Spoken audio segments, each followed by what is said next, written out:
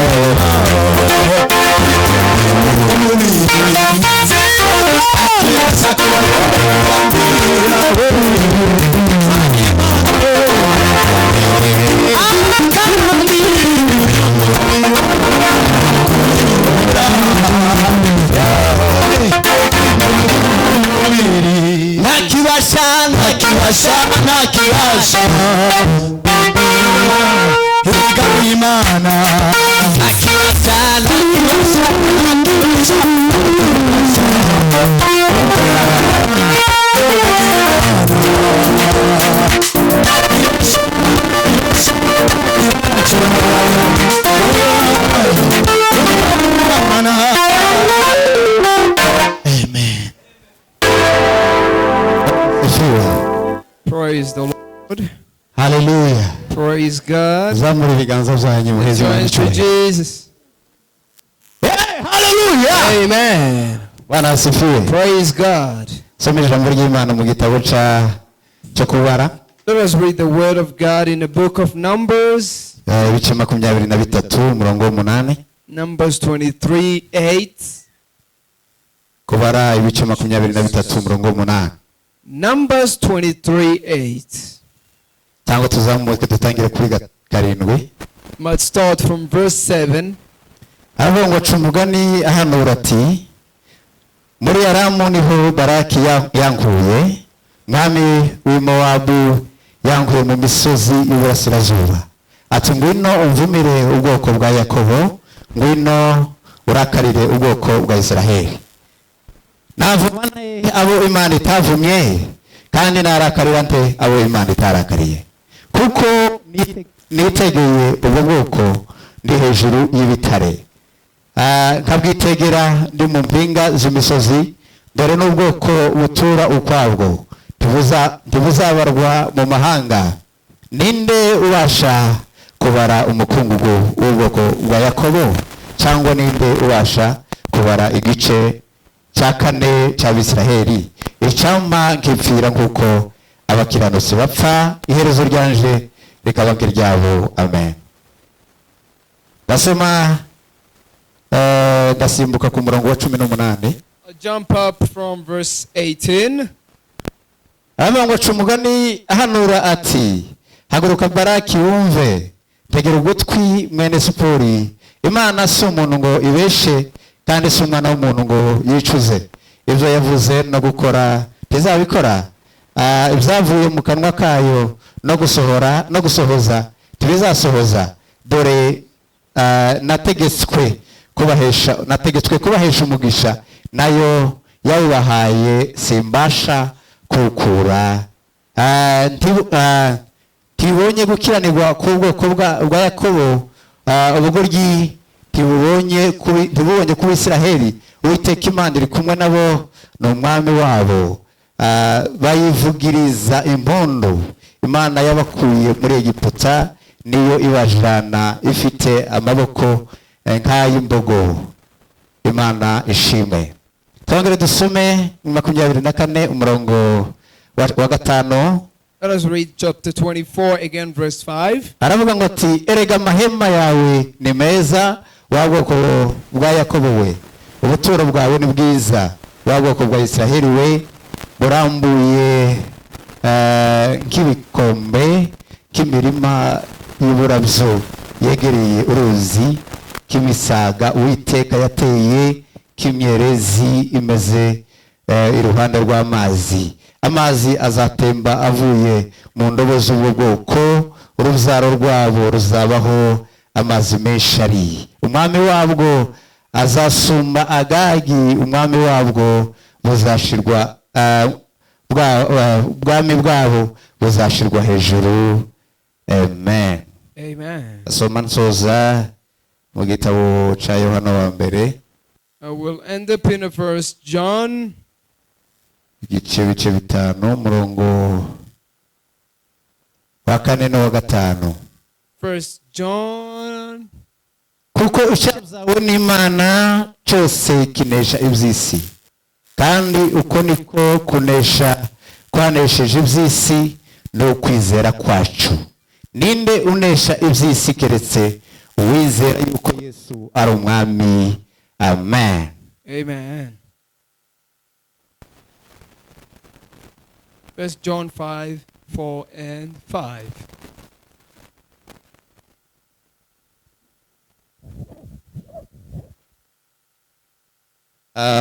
Turashima Imana muri iki gitondo. I want to thank God for this beautiful morning, Umugambi mwiza twabonye wayo, this beautiful privilege, kuba twateranye twese abangana gutya. gathering here, all of us together. N'ubushake bw'Imana kandi n'urukundo rw'Imana ku bwacu. It is the will of God and the love of God towards us. Imana ihabwe icyubahiro kuri Praise buri be wese uri the aha. name of the Lord to everybody who is here. N'umugisha ukomeye guterana, Such a wonderful blessing to fellowship together. kuko ijambo ry'Imana rivuga ridutegeka guterana. As the word of God commands us to fellowship. Ingaruka zo kudaterana, The consequences of not fellowship. ijambo ry'Imana rivuga ngo benshi bararimbutse kubera ko batateranye. The Bible said many perished because of the lack of fellowship. Ariko iyo duteranye tuba twubashe itegeko ry'Imana, But when we fellowship, we obey the command of God. kandi tuba twinjiye mu busabane bw'Imana yaturemye. And we entering in the fellowship we were created for. Uko duhura n'Imana tugenda mu buzima hanze, The more we meet with God outside, iyo tugeze hano aho birucaho kubitekereza cyane no kuba hafi y'Imana. when we get here, we meditate on that even more. Kuko guterana kwacu habaho guhugurana no kwiga, Because our gathering includes learning and teachings. tukabasha gutahura umugambi w'Imana ku buzima And bwacu. then we understand the purpose of God of our lives. Nuterana uzakabyeho kuba maso If you gather, you gotta be much more kugira aware ngo ubashe guhabwa umugisha w'Imana muri iki gitondo. to receive the blessings of God. Imana ibaha umugisha. God bless you. Amen. Amen. Ndashima Imana kandi ko dufite agakiza. I want to thank God again that we have salvation. Nta kindi gishobora kunezeza umuntu, There is nothing that can please a person, umunezero umubohora kuzinira Imana. a joy that can free a person to dance for the Lord, Ibyishimo byiwe no mu maso he hakanezeza abandi. the joy in his countenance to even please God and others, Umunezero w'umukristo the joy of a Christian iyo uri mu mutima when he is in the heart ukagaragara, and is manifested amarangamutima akishima kubera ibyishimo by'agakiza, and he rejoices in his emotion because of salvation akayasohora akayasuka hanze, and he pours them out. abandi bantu banezezwa n'ayo marangamutima n'ibyo Other byishimo. people are affected by that joy. Bifite imbaraga zo gukora ku mitima y'abandi. And he has power to touch hearts. Nizo mbaraga z'ubutumwa bwiza buhindura abandi bantu. That is the power of God that changes other people. Hey, hallelujah! Amen. Bwana asifiwe. Ndashima Imana ko dufite ibyishimo by'agakiza. I want to thank God that we have joy of the salvation. Iki gitondo twanezerewe, twaririmbye turanezerwa. We are rejoicing this morning. Indirimbo zose baririmbaga zariko zikora ku mutima. All the songs were being sang, they were touching hearts. Umuntu akumva ko yakomeza kuririmba iyo ndirimbo. And you felt like you can go on and on. Nuko dufite isoko yaho bituruka. That's because we have a source of where it Iyo comes soko from. dufite ni Yesu Kristo. And that source is Jesus Christ. Kuko ijambo ry'Imana rivuga ngo agakiza k'Imana karabonetse. Because the word says that the salvation of God was Kandi ako manifested. gakiza n'ubuntu bwa Kristo. And that is the grace of our Lord Jesus. Ubwo buntu ni Kristo ubwe. And that grace is Jesus Niyo himself. witanze kugira ngo tumutunge mu buzima bwacu. He gave himself away so he can Navuze be kunezerwa rero. The reason we rejoice Nuko dufite Yesu mu buzima bwacu. only because we have Jesus in Niba our ufite life. Yesu uzamura ikiganza And if you cyawe. have Jesus, lift your hands up. Hallelujah. Amen. Amen. Muri iki gitondo In this morning, turaganira amagambo adatandukanye n'indirimbo twakomeje kuririmba. we're not going to go far away from the songs we sang. Muri uyu mwaka dufite umurongo w'ijambo rivuga kwakira umugisha uva muri Kristo Yesu. The theme for this year it is receiving the blessing from Jesus. Ayo niyo magambo twakomeje kuganirwaho. Those are the words we've been sharing. Niyo magambo yagarutse kenshi abantu babwirizaho batubwirizaho. Came after and after. Ariko kandi Bibiliya nta n'ikindi ivuga. But again, the Bible speaks about nothing else. Iravuga hejuru ya Yesu. It only speaks about Jesus. Rero abafite Yesu For those who have Jesus, bafite amahirwe adasanzwe. they are very blessed. Bafite amahirwe arutaye abandi bantu. They are fortunate enough. Ni abanyembaraga They are mightier yuko bafite Yesu uriho. because they have a living Jesus. Yuko bafite Imana iriho. Because they have a living God. Si ibigirwamana bifite igihe Not idols. kandi bikabiramya ariko bidafite ububasha bwo And gukora. they are worshipped but can't do anything. Ariko dufite Imana iriho. But we've got a living God.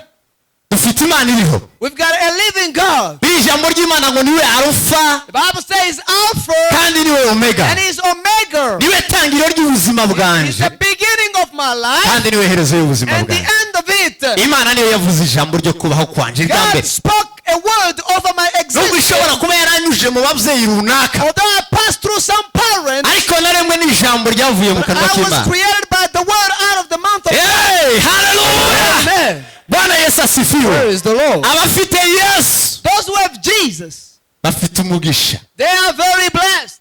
Icyo gituma nahisemo kuganira ijambo rivuga ngo That's why I chose the word. Ntagishobora kugukuraho umugisha wa Kristo. Nothing can take away the blessings of God. Ntagishobora guhagarika umugisha ufite muri Kristo Nothing Yesu. can stop the blessings of God over you. Ntagishobora guhindura Nothing can change. wewe muri Kristo Yesu. You in Jesus Christ. Iyo uri muri Kristo Yesu When you are grounded in Jesus, uba ufite indi identite nshya. you've got a new identity. Icyo cyatumye Pawulo abivuga ngo That's why Apostle Paul abo ngo said, ni ibyaremwe bishya they are new creations. yuko ibya kera byarangiye Because the old has passed ngo away. byose byahindutse And bishya. behold, everything has become Ubuzima new. bagenda banyuramo The life that they passed through nuko bari and the way they are n'abari bo and who they are. bafite a high position They've got a position yo muri Kristo Yesu. in Jesus Christ. Yesu amaze kuzuka mu bapfu, After Jesus rose, ijambo ry'Imana rivuga ngo yazamukanye n'itorero Bible says he rose with the church. baryicaranye imbere y'Imana And mu now bwami he's bwa Data. seated with it before God. Aho niho akorera ubuzima bw'abakristo.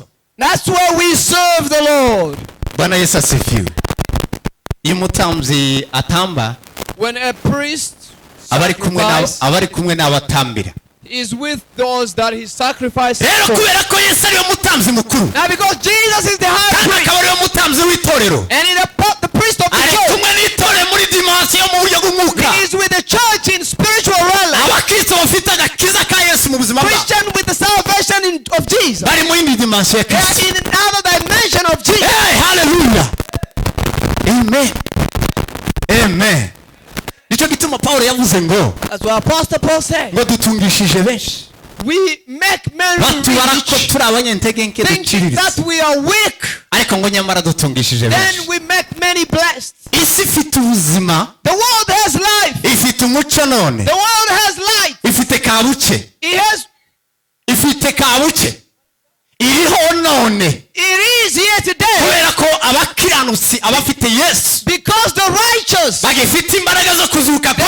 Kristo the power of the ubuzima resurrection bwabo of Jesus in their lives here on earth. Bwana Yesu asifiwe. Amen. Amen.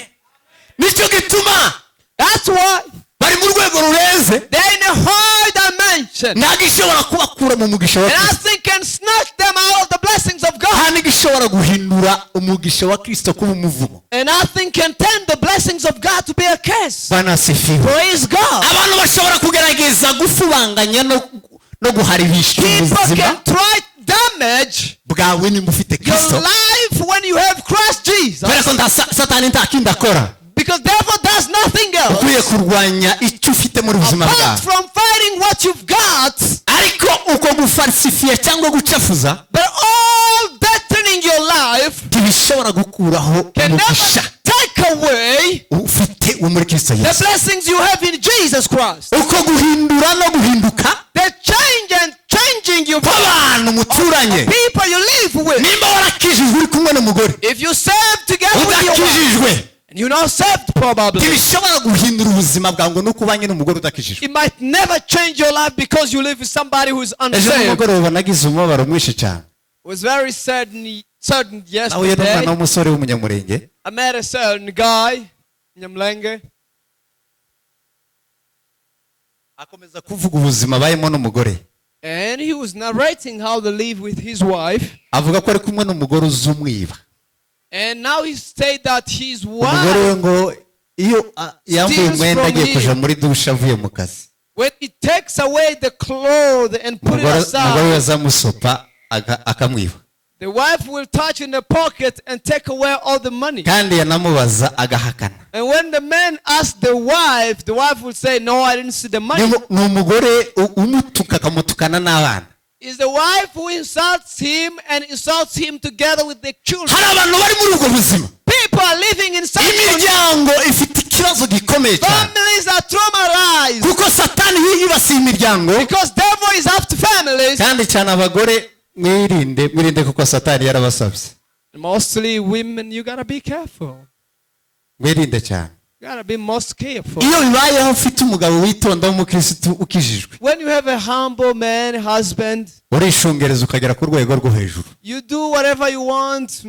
You play around.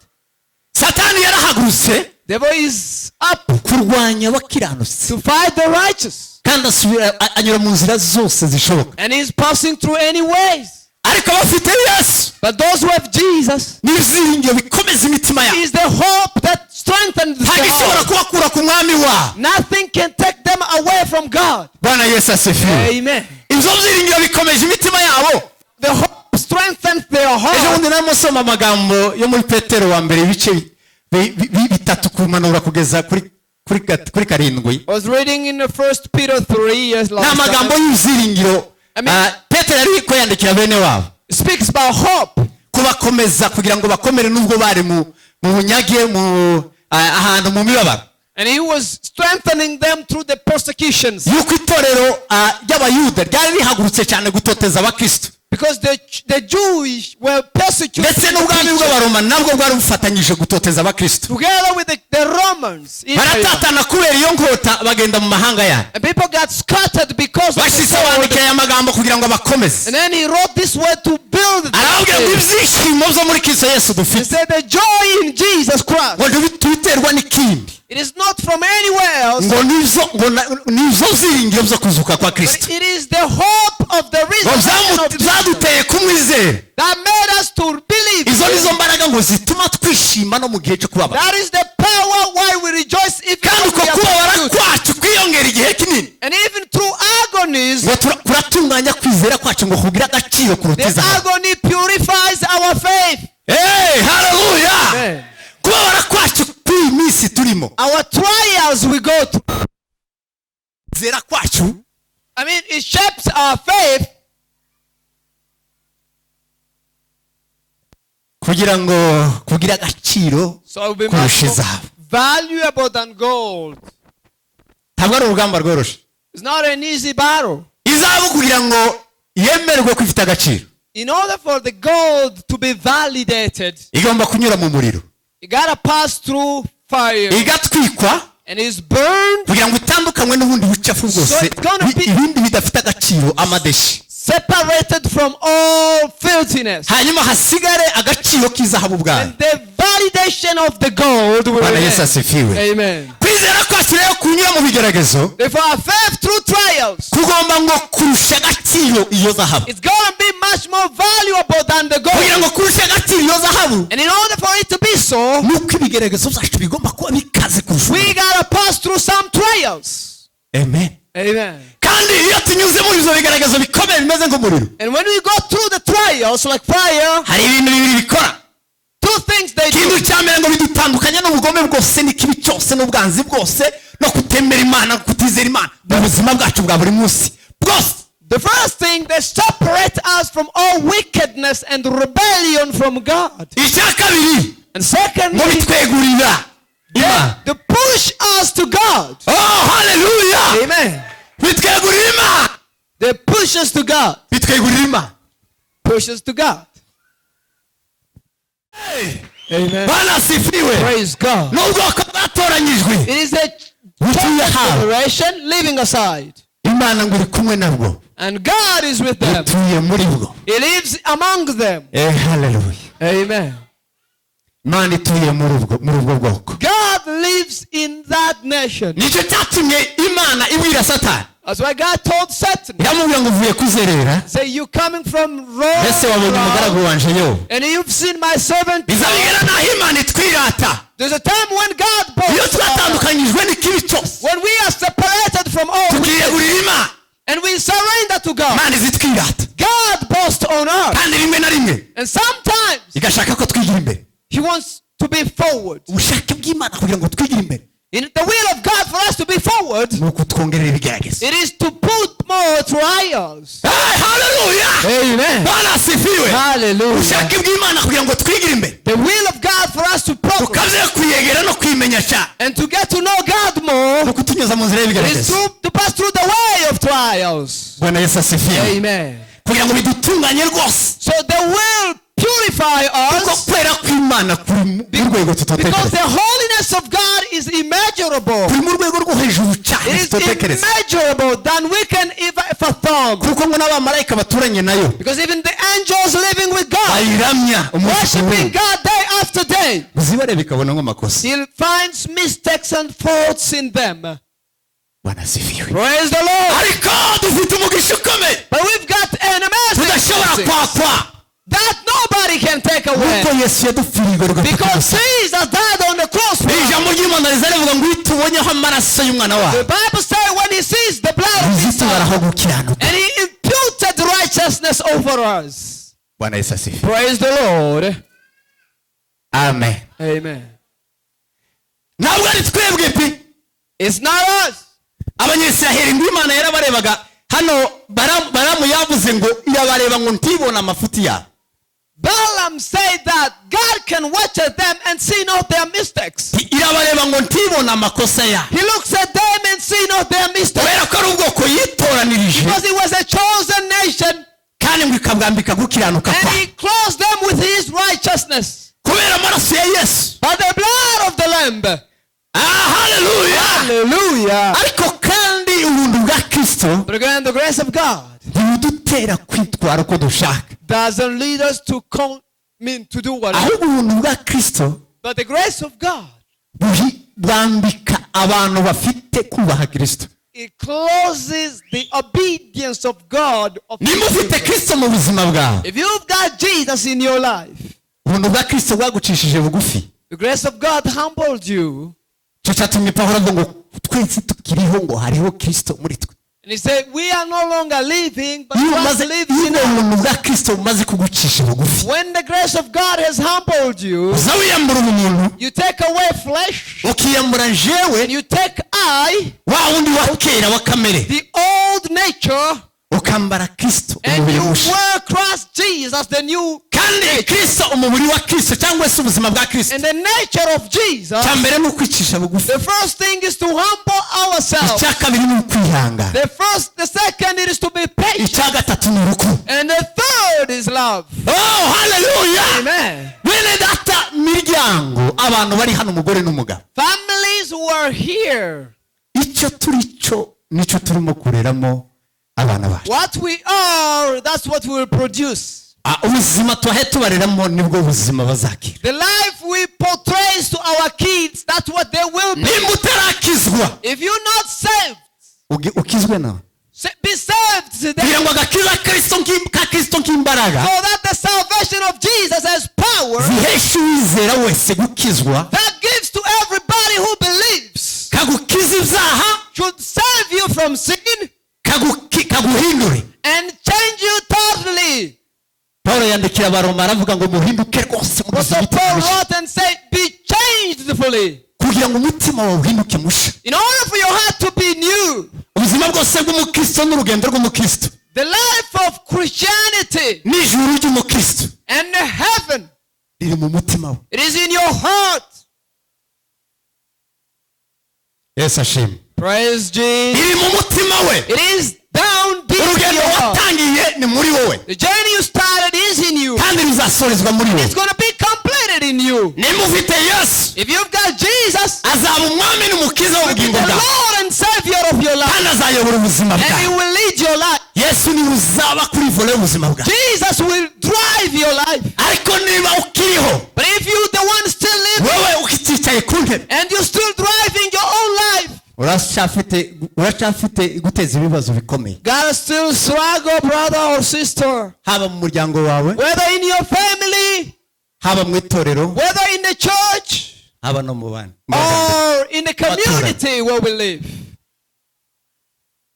Bwana Yesu asifiwe. Praise the Lord. Haleluya. Amen.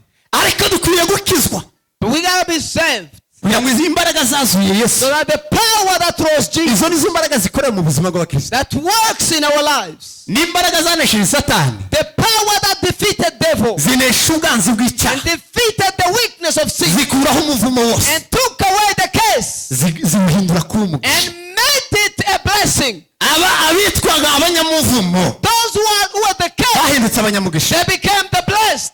Hallelujah. Jesus' name. Kubera kwizera Yesu, Because of the believing and the faith in Jesus buzima Christ and receiving Jesus.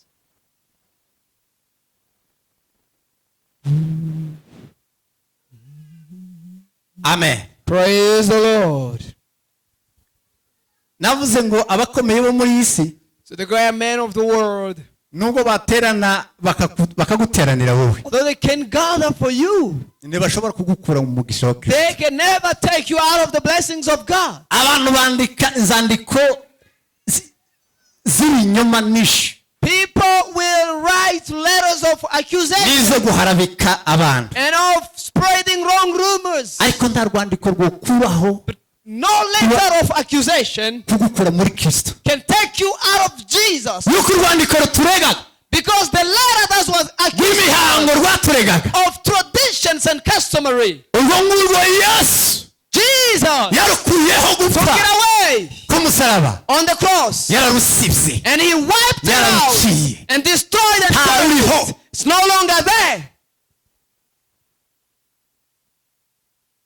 Satani Satan, iyo ashaka kugukura muri teritwari utuyemo when muri Kristo he Yesu, wants to remove you in the territory of Jesus, iyo ashaka kugukura mu mugisha Kristo yagushizemo, when He wants to take you out of the blessings of God, azazana urwo rwandiko He brings the letter of condemnation, accusation. akamatangira number 1, Is that number one? number 2, Number two, akageza ku mibare ndashobora wowe uzi, and so on.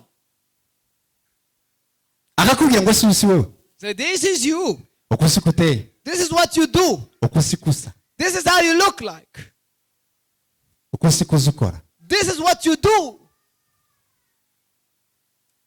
Ariko iyo ufite Yesu mu buzima bwawe, But when you have Jesus in your life, kandi ntashobora kukureka nubwo wowe ufite ubuzima bugengwa na Yesu, and He can never let you, even when Jesus is azagarura controlling rwa you. rwandiko mu buzima bwawe. Bring the letter in your life. Ariko kubera ko ufite Yesu mu buzima bwawe, Because you have Jesus in your life, ufite urundi rwandiko rw'umugisha, you've got another letter of blessing. uzuhagurutsa ukamwereka ngo ndi And you umunyamugisha, stand and show Him that I am blessed. singifite umuvumo, I'm no longer cursed. mfite umugisha, I have the blessings ndi of God. icyaremwe gisha, I am a new creation. Imana iri mu ruhande rwanje, God is on my side. imigambi y'Imana ni myiza, The purpose musaraba. Jesus died on the Amaraso ya cross. Kristo anyezaho The ibyaha. blood of Jesus washed me. Nizeye imbaraga zo kuzuka kwa I Kristo believe in the power of resurrection zibasha kunshoboza mu buzima bwanjye bwa that buri can munsi. enable me in everyday life. Bwana asifiwe. Amen. Amen. Praise God. Satani Satan, Paulo yavuze neza aravuga ngo ntiturwana Apostle Paul said we don't fight ngo n'abafite amaraso n'umubiri, with the blood and flesh, ahubwo ngo dukirana n'abatware n'abafite ubushobozi but with principalities and powers bakorera ngo mu kirere, mu kindi kirere kitari kidukoreramo, in the realm, in the worldly realm. ndetse ngo ni n'abami b'isi y'umwijima. And they are the rulers of the world of darkness. Abo bose icyo gikuru, izo ngabo Now those hosts zirwana nawe fights against you kandi ku giti cyawe. for yourself. Impamvu ya mbere The first reason, ni ukugira ngo zirwanye ubwoko bw'Imana, abatoranijwe n'Imana, they fight against the elected of God. kugira ngo zibarwanye ndetse zirwanye no gukora kw'Imana mu buzima Fight bwabo. against them and fight against the works of God in their lives. Bwana asifiwe. Praise the Lord. Amen. Amen. Satani yaguteye When devil attacks you, aza ashaka kugutera ubwoba, he comes terrifying you akakuzanira agenda gushinja ibintu byinshi mu mutima wawe and accusing you so many stuff in your kugira ngo heart. abashe kugufatisha. So he will snap you and capture you. Kandi yabonye ko ufite resistance, ufite imbaraga za Kristo And if he sees you resisting with the power of mu buzima bwawe, in your life, agutera afite uburyarya, he brings schemes and strategies nka kwa kundi yashutse Eva muri Edeni, disguised as he complicated Eve kugira in ngo the abashe garden. kugukura mu mwanya uri mu position yawe, So he will take you out of your position ugatangira kwicira urubanza, and you start condemning yourself. ugatangira kwicira urubanza ubwawe. Start condemning yourself. Ariko urugamba dufite itorero, But the battle we have as church, urugamba dufite turiho the battle in which we are in, no kurwana na Satani, is to fight with the devil, kandi dufite imbaraga zo gutsinda Satani, and we've got the power to defeat him. kandi izo mbaraga nta handi tuzikura, And nowhere else is our ni imbaraga power. zo kwizera Yesu. It's the power to believe in Yesu niwe soko y'imbaraga zacu. Jesus is the source of our power. Ubuzima turimo tutiringiye The Yesu, life without believing in Jesus, tudahanze Yesu amaso, without looking at Jesus, twakubitishwa hirya no hino. can be tossed forth and fro.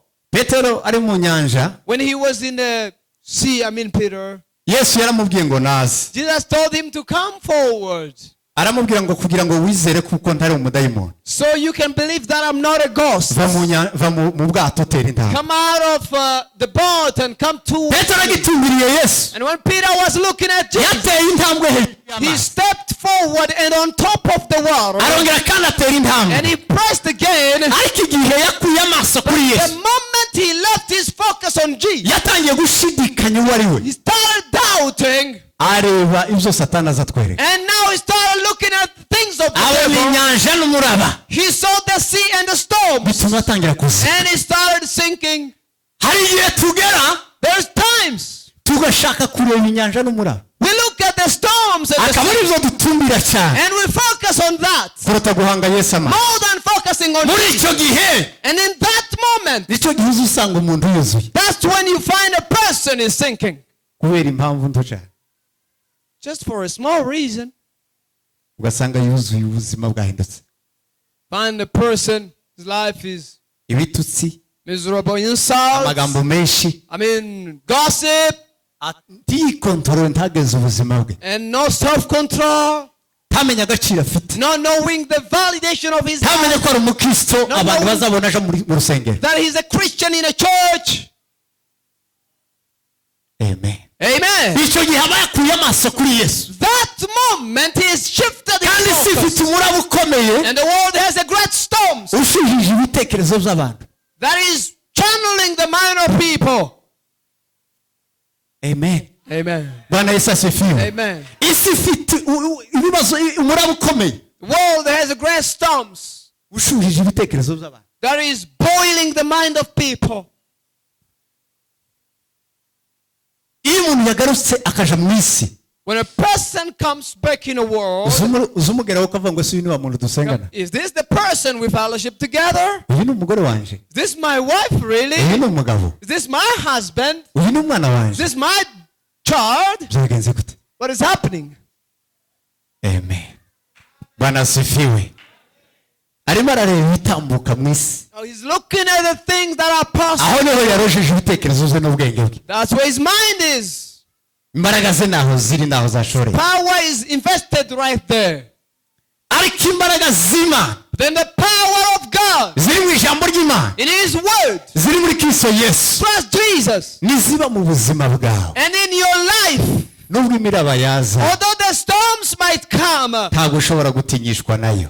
the word of God will never be Cyatumye terrified. Yesu ababwira ngo That's why Jesus told him, umukristo ufite ijambo ry'Imana ryuzuye muri we. a Christian with the word of God packed in him, Nubwo ngo imvura yagwa, although the umuyaga rain igahuha, and the wind ibyo byose bikaza bikikubita kuri we. and the storm comes against the person, Uwo ngo ashora imizi muri Kristo Yesu, he is rooted in Jesus Christ, ntagishobora kumunyeganyeza. and nothing can shake him. Arakomeye He is much more kuko stronger afite Yesu mu buzima. because he has Jesus in his life.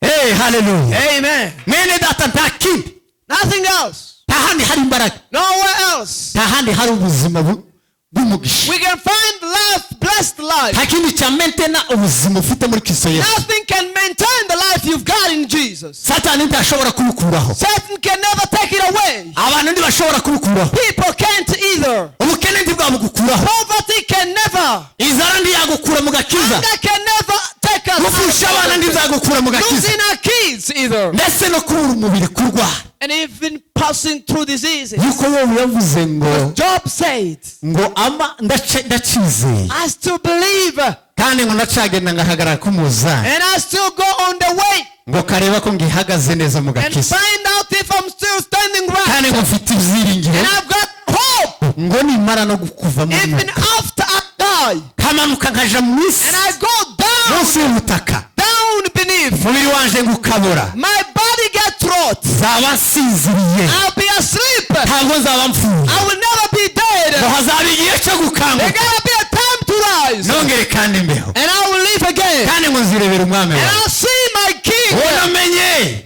and know uwo nakoreye, the one I saved. nzahabwa ingororano And I will receive the nyuma reward. y'ibi bihe. After this, Abakiranutsi the righteous bazahabwa ingororano. will receive their rewards. Haleluya. Amen.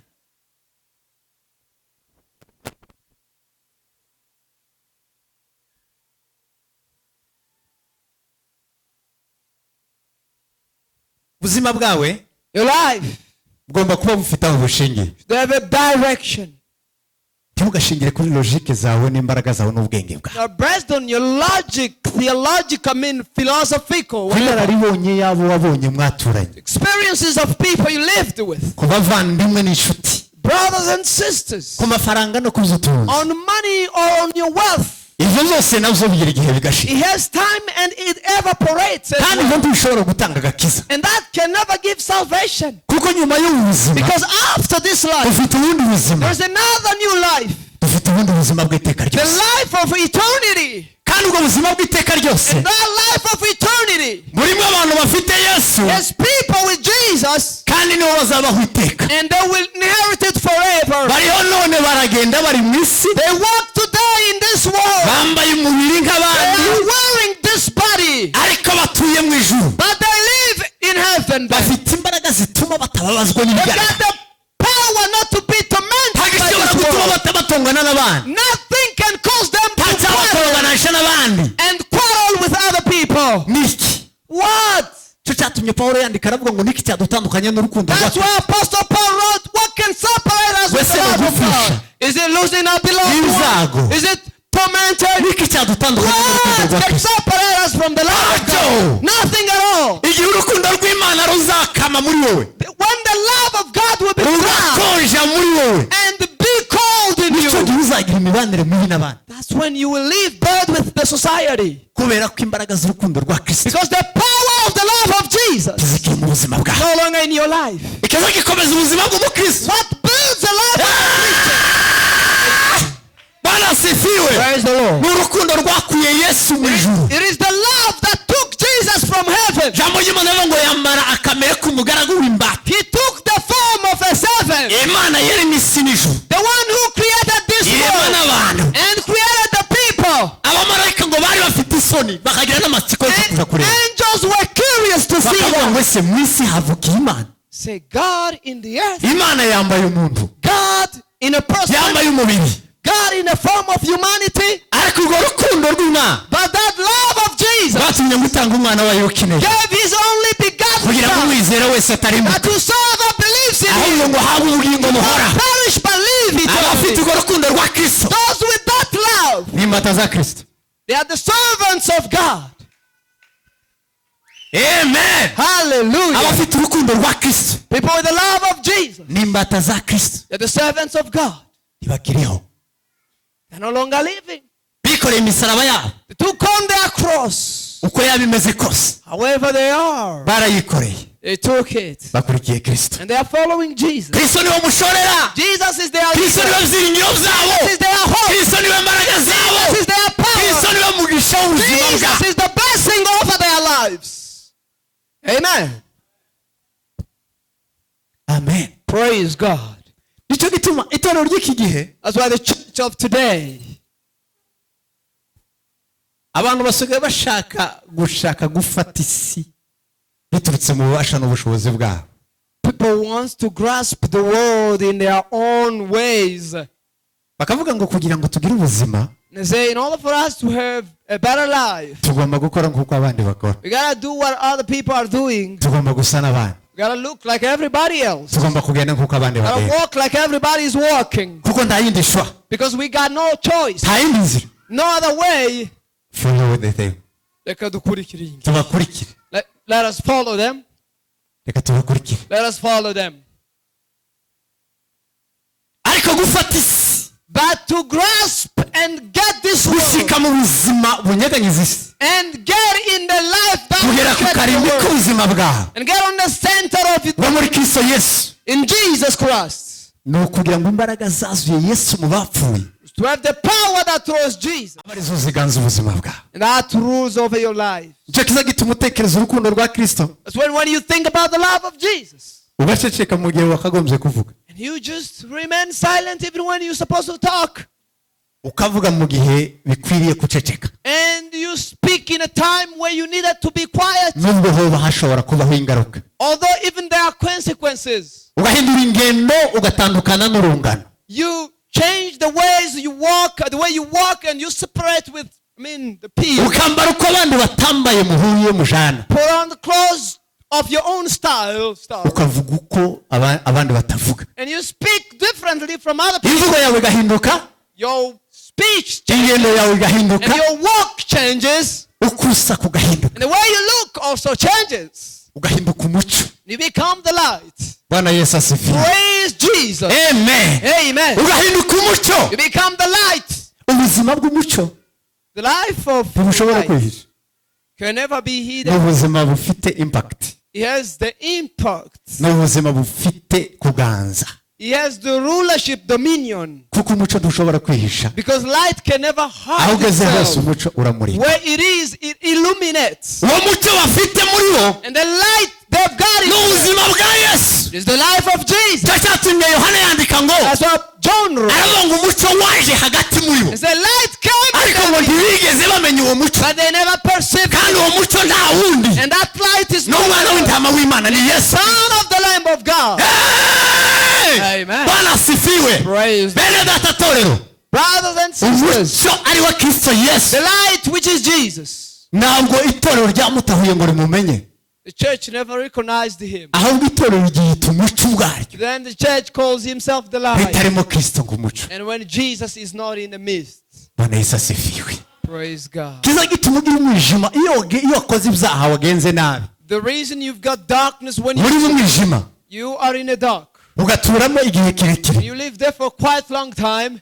ukabyarira mugatungira ukaba mu rusengero mu mwijima. And you give birth, you live there in the darkness. Nturigere uhura na Kristo You nk'umucyo. never met Jesus as light. Iyo uhuye n'umucyo wa Kristo, When you meet with the light, uhindura ubuzima bwawe. changes your life. Uzihindura ubuzima bwawe. Become a new creation. Wibuke Pawulo Apostle Paul, remember, atunguwe n'umucyo when he was struck by the lightning of God ngo yarahumye, and he was blinded, imbaraga ze zose zibanza gushira, his strength vanquished. acisha bugufi agwa hasi, He was humbled to agira iminsi and he spent akibatishijwe agifashwe n'izo mbaraga days under the yoke of zaje kumuvutsa and then zimaze kumutunganya no kumureba. and he was made perfect. Pawulo ahinduka umucyo, And Apostle Paul Avuga became the ubutumwa light. bwiza. And he preached the gospel. tumavuga ngo ubutumwa bwiza dufite And he said the gospel we have ngo ndibudukoze isoni can never ashame ngo kuko ari us. imbaraga z'Imana Because it is the power of zihesha God umuntu wese guki. unto salvation. Haleluya! hariho abakristo bagitukisha ubutumwa bwiza, Christians who still insult, abandi barahura n'umucyo, they've never met the ntibarakiye Christ, ubutumwa bwiza never muri bo, received the good news. ariko bakiye ubutumwa bwiza muri bo. Those who receive the good news, Oh, haleluya! Amen. ni isoko y'umucyo. they are the source of light. Amen. Praise Jesus.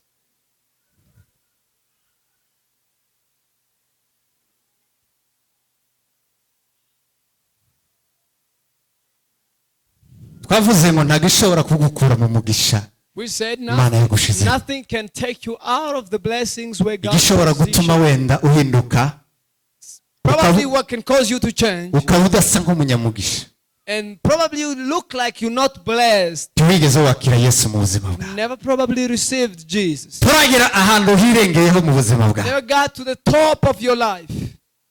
kuko abaririmbyi baravuze ngo yafashe imigisha yose, The singer sang, he took ngo all the imigisha yo blessings, mu bumana all spiritual blessings, ngo ayibimbira muri Kristo Yesu, wrapped them in Jesus Christ, aramuduha. and gave him to Abafite us. Kristo Yesu Those with Jesus, bafite ubuzima bwuzuye. they've got a full life. Ikintu gikomeye The greatest kibaho thing mu buzima bw'itorero in kuri the none kiriho life kigaragara of church today, ni ukutanyurwa. it is unsatisfaction. Kutanyurwa niko gutuma dukora ibyo byose. Satisfaction makes us do whatever we do. Kutanyurwa niko gutuma dushidikanya n'Imana. It makes us even doubt God. Kutanyurwa niko gutuma tudahinduka. And satisfaction causes us not to change. Ariko abafite Yesu mu buzima bwabo People with Jesus in their life, baranyuzwe, they are satisfied. baranyuzwe mu They are mutima satisfied in their hearts. kuko Yesu ni byose. Because Jesus is everything. Amen. Amen. Nta bwoba dufite, We are not afraid. tidufite ubwoba ngo twananirwa kwishyura amazu, Not of the rent. tidufite ubwoba ngo twananirwa kurya, Not of the food. tidufite ubwoba ngo twananirwa kwambara. Not of the clothing. Yuko ibyo ngibyo ni garanti ku bafite Yesu. Everything is guaranteed Ibyo by turabifite. Jesus. We've got them already. Niba uzi ko uri umwana w'Imana, If you know you're the child of God, hakaba hari ijambo ritaka mu buzima bwawe ngo tura abana b'Imana, abadata. and there is a word speaking in you, Abba, Ubwo ni Father, urufunguzo rw'ubuzima bwawe bwa buri that munsi. is the key of your life. Bwana Yesu asifiwe. Amen. Ubwo ni urufunguzo rw'ubuzima bwawe bwa buri That is munsi. the key of your everyday life. Hari umuntu umwe Certain person, iyo amatariki agiye kugera y'ukwezi when it's about ko kwishura inzu rent time, nta faranga, and he has no money. benshi bazagira imitura, ubuzima You see, people ibibazo. Imbaraga z'Imana the power of God zazitungisha ubusa makes rich empty stuff bakakubeshaho mu busa. and gives you life even through emptiness. Nuko Pawulo yavuze ngo izikirisha ibinyantege nke Because he uses the weak bigakoza isoni to ibinyembaraga. shame the strong. Ushobora kubyita ngo tubayeho mu binyantege nke We can say we are living in the weak stuff. kugira ngo twemerwe n'ibinyembaraga. So the great will Kubera iki? approve it. Why? Kubera ko dufite Yesu. Because we've got Jesus. Ntabwo ushobora gusohoka ngo ugiye gushaka todo ijuru. You can never go out Umunsi ku munsi ngo urashaka for a sitasiyo y'umunsi daily bread udafite icyo ubitse muri kaunti. without something in account. ubwo buzima ni insinyefiye ndabuha. That life is quite. Ariko kubera ko dufite imbaraga z'Imana, But because we have Jesus, tukaba dufite ubuntu bwa Kristo, the grace of God, iyo niyo konti y'ubuzima that bw'abakiranutsi. is the count of the right. Iyo dusohotse dusohokana imbaraga We z'Imana get out, we go in the power of God, zo kwizera yuko Yesu afite byose, believing that Jesus has everything. kandi abana bacu ntibazabura, And our kids will never go hungry. inzara ntizabica. They will never die of hunger. Dawidi yabivuze neza. David said it aravuga ngo well. nari umusore none And ndashaje said, I was young, bose ndabona umukiranutsi but now I'm old. I've never seen a ngo righteous cyangwa man forgot, urugo rwe cyangwa abana be or basabiriza. his children. abana bacu bazabaho neza Our kids will live better, kandi bazabaho agaciro, and they will be great. ntabwo bazaba amayibobo hano They hanze will never, ngo bakanje ibihuru urubyiruko rw'abanyakenya and just take drugs, kubera ko twizeye Imana. because we believe in izo Jesus, mbaraga z'Imana and our power of Jesus zizaturera muri ubu buzima will take care of us in this kandi life, zizadushoboza no mu rugendo and we'll be empowered through the journey, kugira ngo tuzagere aho duhabwe so we ingororano will get what will be rewarded in Jesus' z'uko name, twakoreye Imana. because we serve the Lord. Amen. Praise the Lord. turaza gukomeza mu mugoroba mu kanya Continue in the evening time, tuganira amagambo twasomye and we will speak what we read. ibifatika twishingiyeho, The foundation where we are built. ibifatika twubakiyeho The tangible stuff in which we are yuko built on. tutakurwa mu mugisha w'Imana. It is that we can never be ibyo taken out twubakiye of. ntitwubakiye ku bisa, We're not built onto si nothing. igipindi cy'abantu batandukanye, This is not just kuko ubutumwa twizeye mobilizing, ni buzima. because the gospel we believed. dufite ijambo ry'Imana rituyobora, We've got the word of God that leads dufite us. ibyiringiro yuko Yesu yapfuye akazuka, We've got the hope that Jesus rose dufite again. izo mbaraga z'ako gakiza, And we've got the power of that salvation. dufite kwizera kuko amasezerano Imana yasezeranye mu buzima bwacu We've got faith that the promises of God in our lives azasohora, will be fulfilled. kandi dufite n'isezerano rikomeye And we've got a powerful promise ryo kugaruka kwa Kristo, of the coming of Jesus Christ. akaza Second akadukura coming. muri iyi si And he will take us out of this world. tukaja kuruhuka mu bwami bw'Imana, And we'll rest in his tugahabwa ingororano. and we'll receive our reward. Pawulo yavyise urugendo, Apostle Paul called it a journey. aravuga ngo ndasiganwa He said, I'm racing, kandi sijeje nyine, and I'm not alone. kandi ngo sinsiganwa nk'utazi yaje, And I'm not racing as if I don't know where I'm going. mfite ingororano mbiki. I've got the reward before nimara me. gusoza urugendo And when I finish my zahabwe race, ikamba ritangira, I will receive a crown n'abandi bose bizeye Yesu of all that believed in nabo Jesus. ngo bazahabwa iryo They will also receive the crown. iryo sezerano turayibitse mu We've buzima got bwacu. that promise in our life. Imana yampamagara, God can call me anytime. Imana yaguhamagara, God can call you anytime. twotegereza tukagera igihe We cy'Imana can wait to the trumpet, tukazaja guhabwa and ibyasezerano. we will receive the rewards. impamvu z'ibyo zo gukomera And kwacu, the reason of that,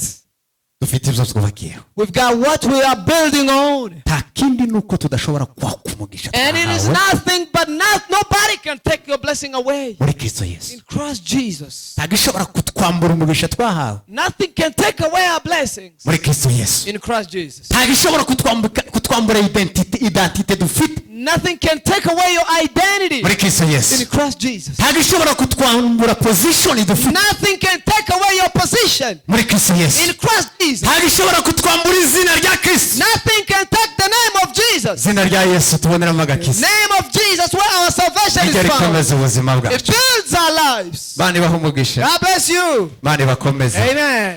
Amen.